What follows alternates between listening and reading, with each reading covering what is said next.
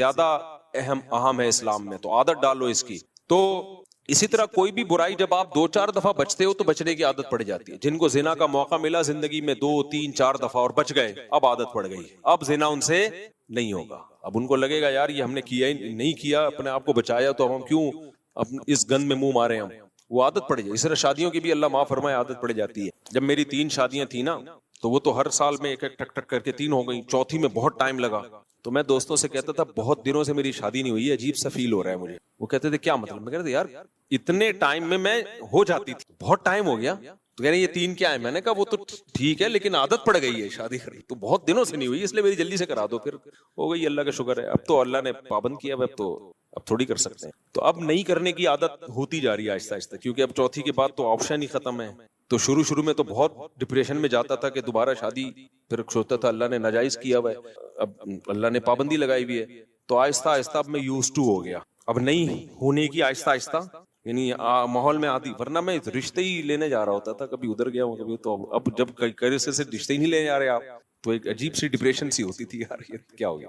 لیکن اللہ کا شکر ہے چونکہ اللہ کے قانون کے ہم پابند ہیں بھائی، اللہ نے کہا آپ 4 کے بعد نہیں کر سکتے، اب ہم نے کہا بھائی ختم قصہ۔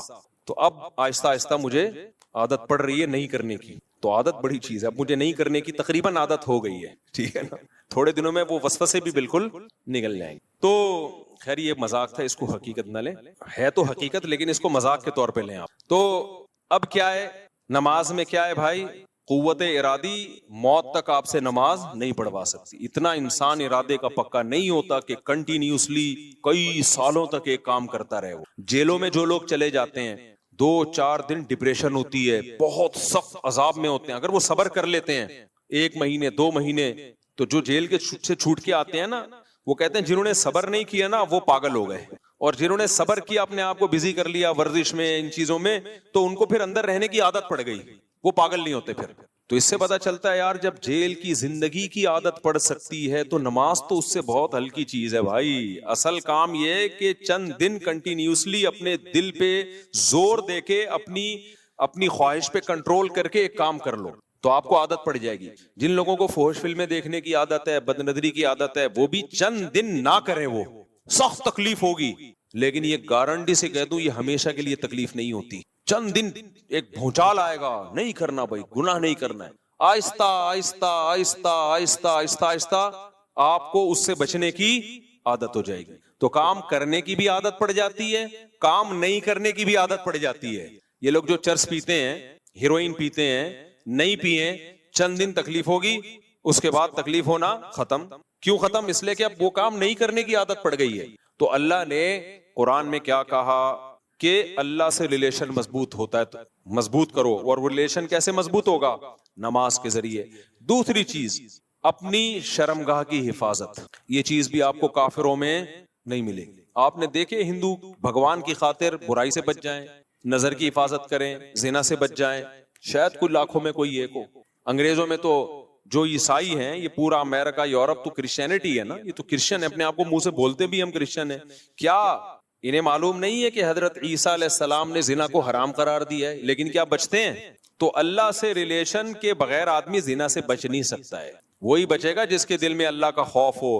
اللہ کے خوف کے علاوہ کوئی ایسی پاورفل موٹیویشن اب تک ایجاد ہی نہیں ہوئی ہے جو مرد کو زنا سے روک دے۔ کوئی موٹیویشن ایسی ہے ہی نہیں، کیونکہ زنا بہت زیادہ انسان پہ اس کا غلبہ ہوتا ہے، اس سے بچنا بہت مشکل ہے۔ کیسے روکے گا کوئی ڈاکٹر آپ کو؟ کیسے روکے گا؟ اس سے صحت خراب ہوگی، اس طرح روکے گا آپ کو؟ وہ کہے گا اس سے خاندانی نظام تباہ ہو جائے گا، تو اگلا کہے گا میرے کرنے سے کیا نظام تباہ ہوگا؟ تو پوری دنیا جب زنا چھوڑے گی تو نظام بحال ہوگا نا، میرے اکیلے سے کیا ہوتا ہے؟ وہ آپ کو کہیں گے اس سے ایڈز پھیلتا ہے، تو لوگ کہیں گے ٹھیک ہے ہم ایڈز کی جو بچنے کی تدابیر اختیار کر لیں گے۔ کوئی آپ سے کہے گا کہ جی آپ کا پیسہ اس سے برباد ہو جائے گا، تو آدمی کہے گا ایک دفعہ کر لیتا ہوں، جب برباد ہونے لگے گا تو نہیں کروں گا۔ ہر چیز کا شیطان جواب آپ کو دے دے گا۔ اس کے لیے سوائے اللہ سے ریلیشن کے کہ آپ کو کس کا خوف ہو؟ اللہ کا۔ وہ آگ میں ڈالے گا اگر میں نے زنا کیا، وہ آگ میں ڈالے، وہ برباد کر دے گا زندگی میری۔ زانی کو آخرت میں سزا بعد میں ملتی ہے، دنیا میں سزا پہلے۔ دنیا کی سزا پتہ ہے کیا زانی کی؟ اس کی فیملی لائف کی ایسی کی تیسے، اس کے دل میں بیوی کی محبت نہیں بلکہ بیوی بوجھ لگتی ہے اس کو۔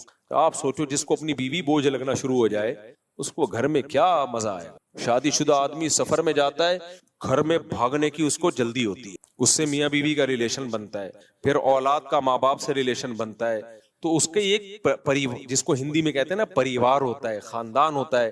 بعض الفاظ ہندی کے بڑے اچھے ہیں, وہ پریوار کا لفظ نا بڑا ایک اٹریکٹیو سا لفظ لگتا ہے, اس لیے میں بار بار پریوار لے کر آتا ہوں. تو ایک پورا آپ کا کیا ہوتا ہے, ایک خاندان آباد ہو.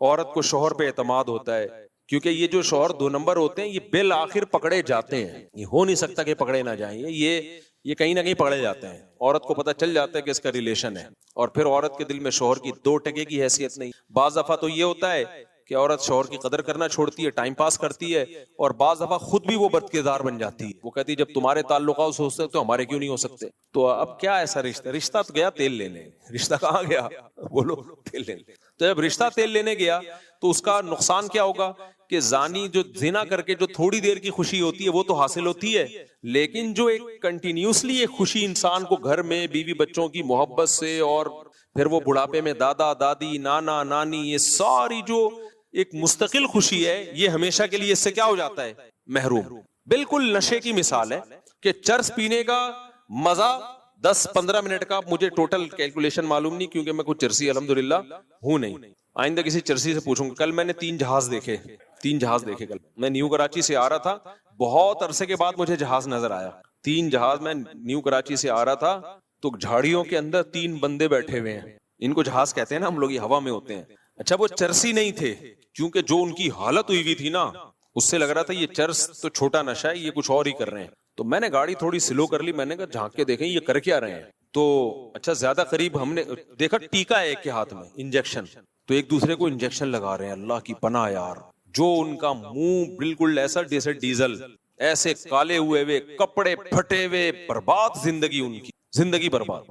میں نے سوچا تھوڑا ولاگ بناؤں, پھر میں نے کہا اچھا نہیں ہے یار ان بیچاروں کو ولاگ بنائے ہم. تو لیکن وہ تینوں بیٹھے ہوئے ایسے مر رہے ہیں, اور ایک دوسرے کے انجیکشن, کون دے کر گیا ان کو انجیکشن, کوئی تو دے کر گیا ہوگا, تو پیسہ بھی برباد. اب ان کو تو مزہ آ رہا ہے نا, لیکن آپ کا کیا خیال ہے, یہ ہمیشہ کا مزہ ہے, تھوڑی دیر کا مزہ ہے, اس کے بعد عذاب اور ٹینشن. یہ خودکشیاں تک کر لیتے ہیں ہیروئن چی. تو جب اللہ کی نظر میں اللہ سب سے پہلے ہے تو پھر نماز بھی سب سے پہلے ہوگی کہ نہیں ہوگی. اب اس کا مطلب یہ نہیں کہ جھوٹ بولنا شروع کر دیں, لوگوں کو ٹوپیاں کرنا شروع کر دیں, لوگوں کے بیوقوف بنانے کے, بھئی میں نماز تو چونکہ پڑھتا ہوں تو اتنی بڑی نیکی تو کر ہی رہا ہوں. اللہ نے اس سے بڑا لفظ کیا ہوگا, لعنت اللہ علی الکاذبین, جھوٹوں پر اللہ کی لعنت. اور اللہ کہتے ہیں نماز جو صحیح طریقے سے پڑھتا ہے تو نماز اس سے جھوٹ چھڑوا دیتی ہے, بے حیائی چھڑوا دیتی ہے. جو نمازی نماز پڑھ کے بھی جھوٹ بولتے ہیں, لوگوں کے ساتھ بدسلوکی کرتے ہیں, بد اخلاقی سے پیش آتے ہیں, تو وہ نماز کی ایک فارمیلٹی پوری کر رہے ہیں, ایک فرض پورا کر رہے ہیں, نماز کو نماز سمجھ کے پڑھ نہیں رہے. کیونکہ نماز ایسا اللہ سے ریلیشن مضبوط کراتی ہے کہ پھر انسان کو ہر وقت اللہ کا دھیان رہتا ہے. اور جب اللہ کا دھیان ہر وقت رہے گا, انسان اپنے آپ کو سپیریئر سمجھے گا ہی نہیں. جب سمجھے گا ہی نہیں تو کیوں تکبر سے پیش آئے گا لوگوں کے ساتھ, وہ کیوں لوگوں کو نیچا دکھانے کی کوشش کرے گا. جو آدمی زمین پہ سر رکھ کے سبحان ربی الاعلی کی صدائیں لگا سکتا ہے, زمین پر سر رکھ کے کہے گا سب سے اعلیٰ میرا رب ہے, تو وہ لوگوں کے سامنے اپنے آپ کو اعلیٰ کیوں سمجھے گا بھائی وہ. اس لیے ہم نے علماء سے ایک بات سنی ہے کہ تکبر ہمیشہ احمق اور بے وقوف لوگوں میں ہوتا ہے. پہلے مجھے یہ بات سمجھ میں نہیں آتی تھی, اب سمجھ میں آتی ہے کہ تکبر کس میں ہوتا ہے, انتہائی درجے کے بے وقوف اور انتہائی درجے کے احمق. کیونکہ جو عقل مند لوگ ہوتے ہیں ان کو اپنی اوقات پتہ ہوتی ہے, بے وقوف آدمی اوقات بولتا ہے ہمیشہ اپنی. عقل مند کو پتا ہے یار ہماری کیا اوقات ہے, اگر دولت ہے ہمارے پاس چھننے میں کتنا ٹائم لگتا ہے. لیبیا کے صدر کو دیکھو, ارب پتی آدمی تھا, جب حالات چینج ہوئے کوئی کھانے کا پوچھنے والا نہیں تھا اس سے, شہزادوں کو. تو ایسے حالات چینج ہوتے ہیں انسان کے. میں نے اپنی زندگی میں بڑے بڑے دولت مند دیکھے, دولت گئی روڈ پہ آ گئے بیچارے, وہ ڈپریشن میں چلے گئے. تو عقل مند آدمی کو پتا ہے بھائی چھننے میں ٹائم نہیں لگتا, یہ صحت ہے, بیمار ہونے میں ٹائم, ایسی ایسی بیماریاں اٹیک کر جاتی ہیں, آدمی سوچتا رہ جاتا ہے. تو جب ہر وقت خطرات اتنے منڈلا رہے ہیں تو پھر اترانا, دولت پہ فخر کرنا, صحت پہ فخر کرنا, شادیوں پہ فخر کرنا, یہ سب بچکانا باتیں. یہ تو میں آپ کو ویسے ہی موٹیویٹ کرنے کے لیے 19-20 کی باتیں کر رہا ہوتا ہوں. تو لیکن کوئی چیز فخر کرنے کے قابل نہیں ہے بھائی. حضرت حکیم الامہ مولانا شرف علی تھانوی رحمہ اللہ نے کس کی بڑی پیاری مثال دی. انہوں نے فرمایا دیکھو کوئی ایک آفیسر بیٹھا ہوا ہو اور ماتحتوں کے سامنے بڑی شو مار رہا ہو اور میں یہ ہوں. بڑا آفیسر آتا ہے تو اس کی اپنی حیثیت 2 ٹکے کی نہیں رہتی. یہ خود یس سر جی سر جی سر, ان کی مثال کو میں اپنے الفاظ میں بیان کر رہا ہوں. یہ خود کیا شروع کر دیتا ہے, یس سر جی سر, یس سر جی سر. اب بڑے آفیسر کے سامنے یہ پھوپھا نہیں ظاہر کرتا ہے, یہ تمہاری ایسی کی تیسی, وہ بھائی وہ بڑے آ گئے, وہ اب ہمارے باپ ہیں. وہ کون ہے؟ اب ان کی طرف توجہ کرو. تو فرمایا کہ ایمان والے کو ہر وقت احساس رہتا ہے کہ بھائی سپیریئر کون ہے, اللہ. تو کسی کے سامنے دھونس جمانے سے پہلے, تکبر کرنے سے پہلے دیکھتا ہے بھائی میں جو کچھ ہوں کس کی وجہ سے ہوں, اللہ. تو اللہ نے مجھے یہ سب کچھ بھیک میں دیا ہوا ہے, میں اتراؤں گا, تکبر کروں گا, دوسرے کو نیچا دکھاؤں گا, تو اللہ دیکھ رہا ہے بھائی وہ مجھ سے یہ نعمت چھین سکتا ہے, وہ یہ نعمت چھین سکتا ہے مجھ سے. تو اس لیے میرے بھائی اللہ تعالیٰ نے سب سے زیادہ قرآن میں جس چیز پہ زور دیا ہے وہ ہے نماز. اور نماز کا بنیادی مقصد اللہ سے ریلیشن کیا ہو جائے, مضبوط. تو یہ ریلیشن قائم ہوئے بغیر کام نہیں چلے گا. میرے اکثر بیانات نظریات کی اصلاح پہ ہوتے ہیں, کانسیپٹ کلیئر کرنے پر ہوتے ہیں. تو کانسیپٹ کلیئر کرنا کافی نہیں ہے, نظریہ درست ہو جانا کافی نہیں ہے. مسائل جب حل ہوں گے جب اللہ سے ریلیشن مضبوط ہوگا, اور وہ کثرت سے نماز اور خشوع و خضوع سے نماز پڑھے بغیر وہ ممکن ہے نہیں. تو اس لیے کچھ عملی زندگی پر بھی آنا چاہیے, نماز کو مضبوطی سے قائم کریں. اور دیکھو جو کام مشکل لگے نا وہ زیادہ کرنا شروع کر دو تو آسان ہو جائے گا. مشکل کام زیادہ کرو گے تو کیا ہو جائے گا, آسان ہو جائے گا. مثال کے طور پر بی بی سی میں ایک ٹوٹکا آیا ہوا تھا گہری نیند کا. گرمیوں کے دنوں میں گہری نیند کا ایک ٹوٹکا تھا, بی بی سی کی نیوز میں نے خود پڑھا. اب پتہ نہیں وہ ٹوٹکا صحیح ہے لیکن اس کی لاجک بنتی ہے. انہوں نے کہا کہ بھئی آپ کو اگر گرمی بہت لگ رہی ہے اور اے سی ویسی نہیں ہے اور آپ سونا چاہتے ہو, گرمی بہت لگ رہی ہے, تو گرم پانی میں پاؤں ڈال دو. پہلے ہی گرمی ہو رہی ہے اور پاؤں کہاں ڈلوائے جا رہے ہیں, گرم پانی. گرم پانی میں تھوڑی دیر پاؤں ڈال کے آپ لیٹو. وجہ کیا ہے کہ وہ جو آپ کو کمرے کا ٹیمپریچر ہے نا وہ ٹھنڈا لگنے لگے گا, کیونکہ آپ اس سے زیادہ گرمی ہو گئی نا, صحیح ہے نا, اس سے زیادہ گرمی ہو گئی, لہذا کمرے کا ٹیمپریچر آپ کو کیا لگے گا, نارمل لگنا شروع ہو جائے گا. یہ ایک اصول ہے. بڑی ٹینشن اٹھا لو گے تو چھوٹی ٹینشن کیا لگے گی. تبھی میں کہتا ہوں 2-3 شادیاں جو کرتے ہیں نا ٹینشنیں ان کو مذاق لگتی ہیں, کیا مذاق کر رہے ہیں, کوئی اور بات. اللہ بچائے ہم کو چھوٹی بڑی ہر طرح کی ٹینشن سے. لیکن ایک مثال دے رہا ہوں, کہتے یہ کیا ہے, یہ کوئی جھگڑا ہے. میرے پاس لوگ فیملی کے جھگڑے لے کے آتے ہیں, میرا بیوی سے یہ پھڈا ہو گیا, اس کو پھڈا کہہ رہے ہیں یار, یہ تو ہمارے یہاں روز ہو رہے ہوتے ہیں چھوٹے موٹے, یہ تو پھڈوں کے ساشے ہیں, اس کو پھڈا تھوڑی کہتے ہیں. پھڈا تو وہ ہوتا ہے ہاتھ پاؤں توڑو, سالے تمہارے منہ توڑ دیں اور تم سالوں کا منہ توڑ دو, بتیسی باہر نکال دی, اس کو کیا کہتے ہیں. یہ جو تم لے کر آئے ہو نا میری بیوی نے یوں, یہ کیا ہے بچوں والے پھڈے لے کر آئے. خیر, تو اللہ بچائے بھائی ہر طرح کے پھڈوں سے. ایسا نہ کوئی سالے والے سے منہ توڑوا کے بیٹھ جائیں یا آپ کسی سالے کا منہ توڑ دیں. اللہ ہم سب کے منہوں کو بچا کے رکھے. تو بڑی ٹینشن جب انسان اٹھا لیتا ہے تو چھوٹی ٹینشن اس کو بولو ہلکی لگتی. تو نماز پڑھنا مشکل لگ رہا ہے نا, زیادہ پڑھ لو. روزہ رکھنا مشکل لگ رہا ہے, لگاتار کئی روزے رکھ لو. پیر جمعرات کا روزہ بہت آسان ہو جائے گا آپ کے لیے, کئی روزے دبا کے رکھ لو اکٹھے, تو پیر جمعرات کو سنت ہے وہ آسان ہو جائے گا. تو ہم کیا کرتے ہیں, ہم الٹا چل رہے ہوتے ہیں. ہم یہ سمجھتے ہیں کہ کسی بھی چیز کو آسان بنانے کے لیے اس کو چھوڑ دو. نہ چھوڑ دیا تو اور مشکل ہو جائے گا وہ. اب دیکھو ڈاکٹر آج کل کہہ رہے ہیں نا کم کھاؤ, ویٹ کو کم کرو. تو اکثر ڈاکٹر موٹیویشن کے لیے ایک بات کر رہے ہوتے ہیں کہ بھئی آپ کو اگر بھوک زیادہ لگ رہی ہے آپ کم کھائیں, تھوڑے دنوں تک ٹینشن ہوگی, اس کے بعد بھوک لگنا ہی بند ہو جائے گی. بھوک لگنا کیا ہو جائے گی, بند. اور اگر آپ نے بھوک کا علاج یہ کیا کہ آج بہت بھوک لگ رہی ہے, آج 3 پراٹھے پھوڑ دو, اگلے وقت میں ڈبل بھوک لگے گی, 6 پراٹھوں کی لگے گی بھوک. کھا کے پورے جو ہے وہ گھی کا کنستر بن جاؤ گے اور ایک دن دھماکے کے ساتھ پھٹ جاؤ. تو یہ انسان کی آج کل ڈاکٹر میدا کاٹ دیتے ہیں. ایک اس کے اسپیشلسٹ ہیں, ان سے مجھے ڈاکٹروں سے جب کوئی گپ شپ ہوتی ہے تو بہت نالج لیتا ہوں میں ان سے. ایک آپریشن ہوتا ہے نا آج کل, میدا کاٹ کے آدھا کر دیتے ہیں. اس آدھے سے فائدہ یہ ہوتا ہے کہ آپ کا پیٹ جلدی بھر جاتا ہے. جب پیٹ ہی جلدی بھر جاتا ہے تو آپ کو زیادہ کھانے کی حاجت ہوتی نہیں ہے, تو اس کے نتیجے میں آپ کا ویٹ خود بخود گر جاتا ہے. تو میں نے ایک ڈاکٹر صاحب سے پوچھا, میں نے کہا اگر کوئی کمبخت پھر بھی زیادہ کھائے تو کیا ہوگا. انہوں نے کہا میدا دوبارہ ڈبل ہو جائے گا, بڑھ کے میدا کیا ہو جائے گا, کیونکہ جب ٹھوسے جا رہا ہے تو میدا بھی کھینچتا ہے آہستہ آہستہ, وہ بھی کیا کرے گا, وہ پھر بڑا ہو جائے گا. تو یعنی یہ بھی اس کے لیے ہے جو پھر بھی ہاتھ کہیں نہ کہیں اس کو روکنا پڑے گا. ہاں یہ فائدہ ہوگا کہ جیسے پہلے بہت ڈبل بھوک تھی تو وہ کم ہو جائے گی, تو 1-2 پراٹھے میں پیٹ بھرتا تھا, آدھے پراٹھے میں بھر جائے گا اس کا پیٹ. لیکن اگر وہ ہوس کا مریض ہے, اس کو اپنا عادت 2 پراٹھوں کا پورا کرنا ہی کرنا ہے ہر قیمت پہ, تو شروع میں تو اس کو تکلیف ہوگی 2 کھاتے ہوئے, اس کے بعد پھر 2 نہ کھاتے ہوئے بہت تکلیف ہوگی اس کو, کیونکہ پیٹ بڑھ کے کیا ہو جائے گا. تو یہ بھی ایک بہت بڑی مصیبت ہے. آپ بھوک کا علاج زیادہ کھا کے کرتے تو پیٹ کا سائز اسی حساب سے بڑھتا رہتا ہے ہمارے. پھر ایک وقت آتا ہے پیٹ اور دیگ میں کوئی فرق رہتا نہیں ہے, سمجھ رہے ہو. تو جب نماز پڑھنا مشکل لگے میرے بھائی تو زیادہ پڑھنا شروع کر دو. مشکل کام کا حل یہ ہے کہ وہ زیادہ کیا جائے. میں نے اب تک الحمدللہ اپنے آپ کو ایئر کنڈیشن کا عادی نہیں بنایا. کتنی دفعہ ایسا ہوتا ہے میرے بچے اے سی میں سو رہے ہوتے ہیں, میں اے سی سے باہر سو رہا ہوں. ابھی بھی ایسا ہوتا ہے, کل رات بھی میں اے سی کے باہر سویا ہوں, بچے اے سی میں سوئے ہیں. کیوں بھائی, میں کیوں اپنے آپ کو مصیبت میں ڈال دوں یار.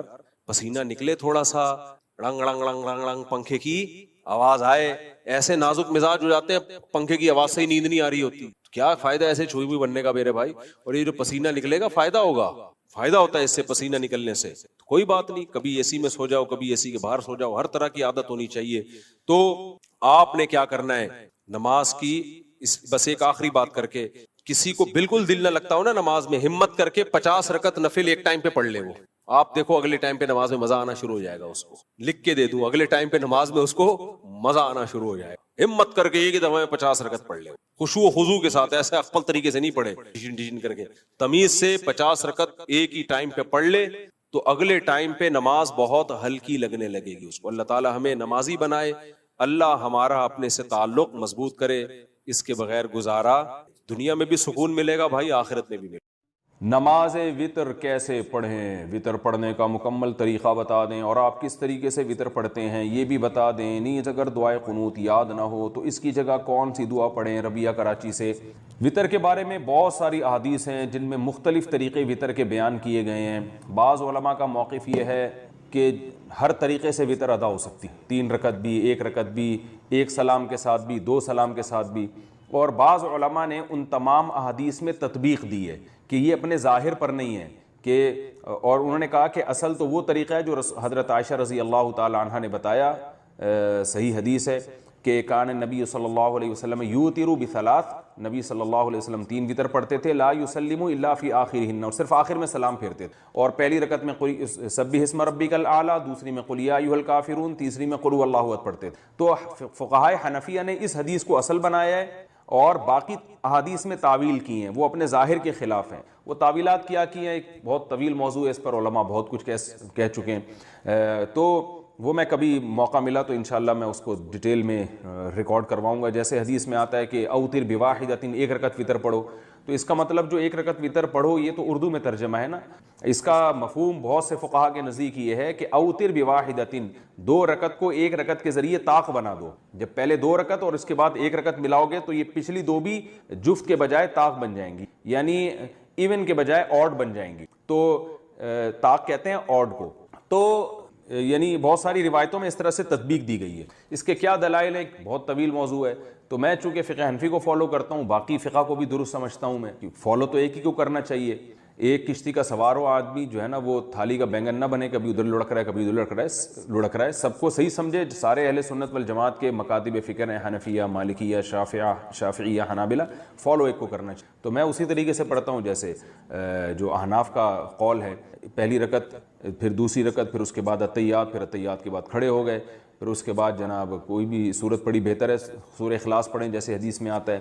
پھر اس کے بعد اللہ اکبر کہے, رفع الیدین یعنی کانوں تک ہاتھ اٹھایا, اور پھر اس کے بعد دعائے قنوت پڑھی. قنوت میں جو مشہور دعا ہے اللہم انا نستعینک ونستغفرک ونؤمن بک ونتوکل علیک, یہ والی بھی ہے.